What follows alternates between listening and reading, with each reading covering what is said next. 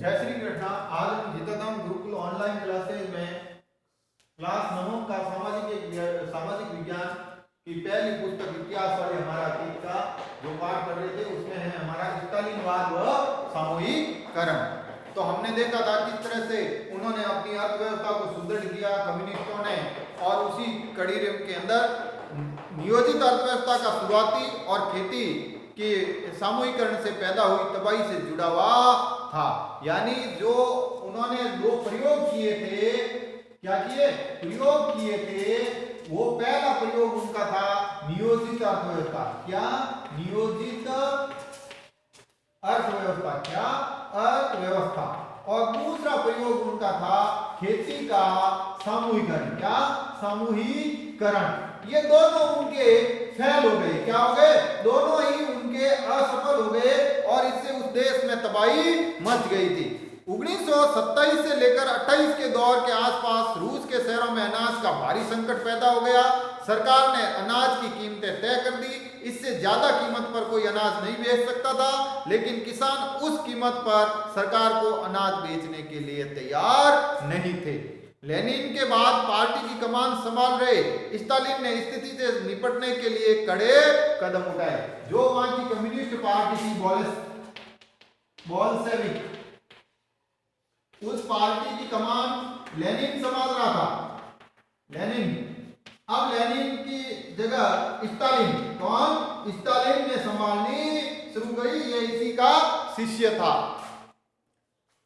उन्हें लगता था कि अमीर किसान और व्यापारी कीमत बढ़ाने की उम्मीद में अनाज नहीं बेच रहे हैं। स्थिति पर काबू पाने के लिए सट्टेबाजी पर अंकुश लगाना और व्यापारियों के पास जमा अनाज को जब्त करना जरूरी था।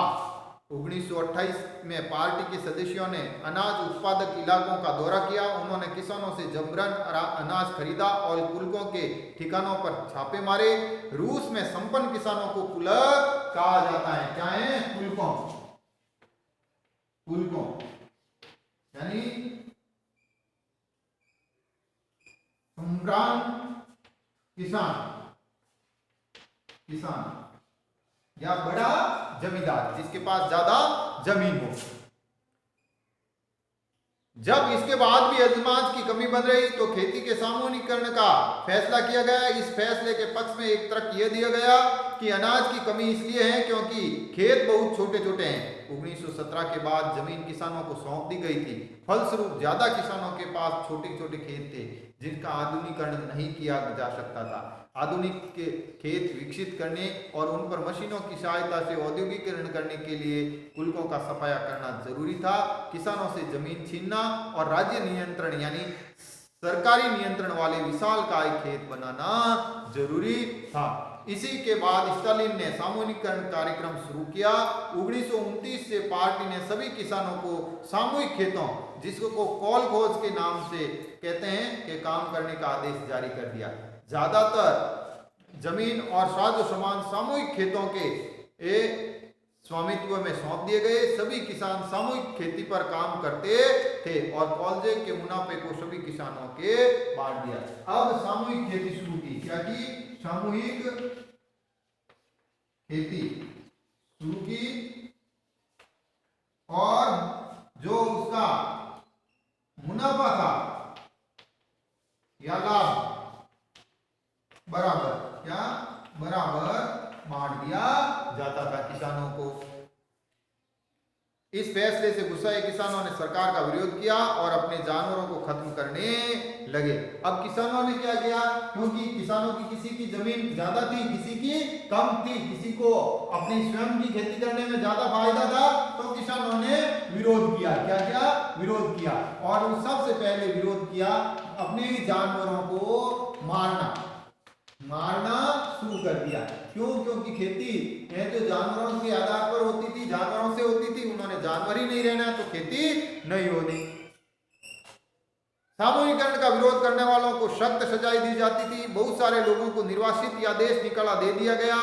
बहुत सारे लोगों को है जो सामूहिकरण का विरोध करने वाले किसानों का कहना था कि वे न तो अमीर हैं न ही समाजवाद के विरोधी। वे बस विभिन्न कारणों से सामूहिक खेती पर काम नहीं करना चाहते थे। स्टालिन सरकार ने सीमित स्तर पर स्वतंत्र किसानों की व्यवस्था भी जारी रहने दी, जिससे ऐसे किसानों को कोई खास मदद नहीं की जाती। सामूहिकरण के बावजूद उत्पादन में नाटकीय वृद्धि नहीं हुई, बल्कि 1930 से 33 तक की खराब फसलों के बाद तो सोवियत का इतिहास सबसे बड़ा अकाल पड़ा, जिसमें 40 लाख लोग मारे गए। अब उस सामूहिकरण से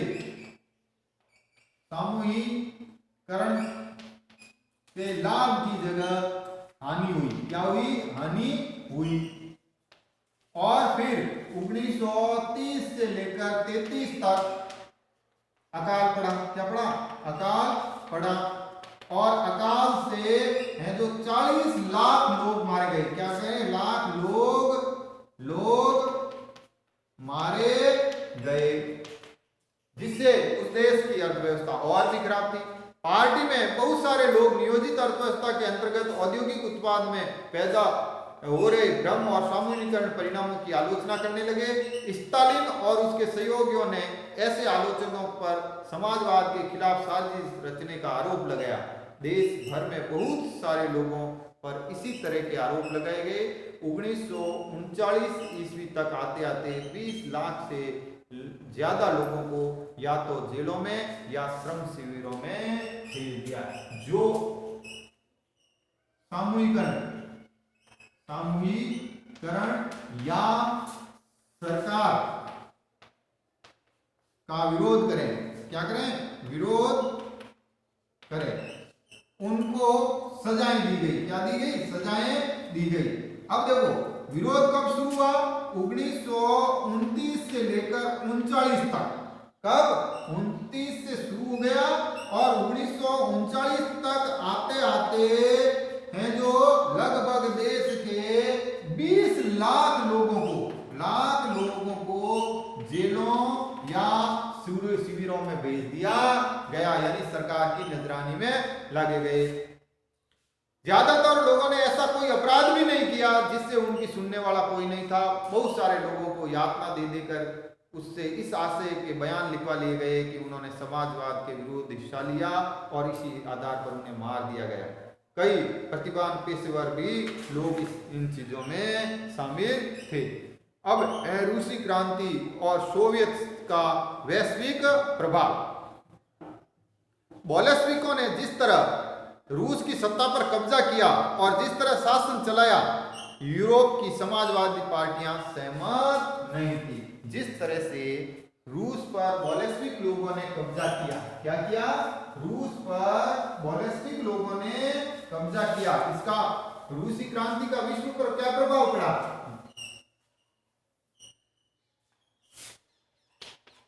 रूसी क्रांति का वैश्विक प्रभाव। तो जिस तरह से बोल्शेविकों ने रूस की सत्ता पर कब्जा किया, क्या क्या कब्जा किया? दुनिया या विश्व सहमत, विश्व के अधिकांश देश या राज्य सहमत नहीं थे। क्या थे? सहमत नहीं थे। उसके बारे में यूरोप की समाजवादी पार्टियां भी सहमत नहीं थी, लेकिन मेहनत कशों ने राज्य की स्थापना की संभावना से दुनिया भर के लोगों को एक नई उम्मीद जगा दी। बहुत सारे देशों में कम्युनिस्ट पार्टियों का गठन होने लगा। धीरे जैसे इंग्लैंड में communist party of great Britain की स्थापना हुई। बोल्शेविकों ने उपनिवेश की जनता को भी उसके रास्ते का अनुसरण करने के लिए प्रोत्साहित किया। सोवियत संघ के अलावा पूरी तरह बहुत सारे देशों में प्रतिनिधियों ने conference of the peoples of the east और बोल्शेविकों द्वारा बनाए गए कम्युनिस्ट में हिस्सा लिया। कुछ विदेशियों को सोवियत संघ की communist university of the worker of the east में शिक्षा दी गई। जब दूसरा विश्व युद्ध शुरू हुआ तब सोवियत संघ की वजह से समाजवाद को एक नई पहचान और हैसियत मिली। इस समाजवाद को, सोवियत संघ की समाजवाद को पहचान कब मिली? सेकेंड वर्ल्ड वॉर में। कब? सेकेंड वर्ल्ड वॉर में इनको एक नई पहचान मिली थी। लेकिन 1950 के दशक में देश के भीतरी लोग ये समझ रहे थे कि सोवियत संघ की शासन शैली रूसी क्रांति के आदर्शों के अनुरूप नहीं है, लेकिन रूस के लोग भी ये जानते थे कि उनकी शासन शैली अधिक प्रभावी नहीं है। विश्व समाजवादी आंदोलन में भी इस बात को मान लिया गया कि सोवियत में सब कुछ ठीक नहीं चल रहा है। एक पिछड़ा हुआ देश महाशक्ति बन चुका था, उसके उद्योग और खेती विकसित हो चुके थे और गरीबों को भोजन मिल रहा था, लेकिन वहां के नागरिकों को कई तरह की आवश्यक स्वतंत्रताएं नहीं दी जा रही थी और विकास परियोजनाओं को दमनकारी नीतियों के बल पर लागू किया जा रहा था। रूस में जब वहां कम्युनिस्टीकरण अर्थात रूस की सत्ता का केंद्रीकरण कर दिया गया, सब कुछ सरकार के अधीन हो गया, तो देश का तो विकास हो रहा था, शासन है जो सुचारू रूप से भी चल रहा था और उस देश को महाशक्ति के रूप में पहचान भी मिल गई, लेकिन वहां के लोगों के राजनीतिक और सामाजिक अधिकार या उन देश के मूलभूत अधिकारों पर है जो कोई बात नहीं थी या फिर उनको अधिकार नहीं थे। 20वीं सदी के अंत तक एक समाजवादी देश के रूप में अंतरराष्ट्रीय स्तर पर सोवियत संघ की प्रतिष्ठा काफी कायम रह गई।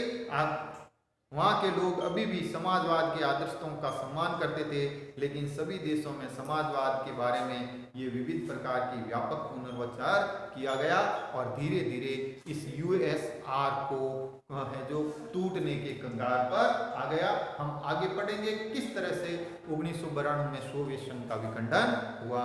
धन्यवाद। दिनेश आए को देश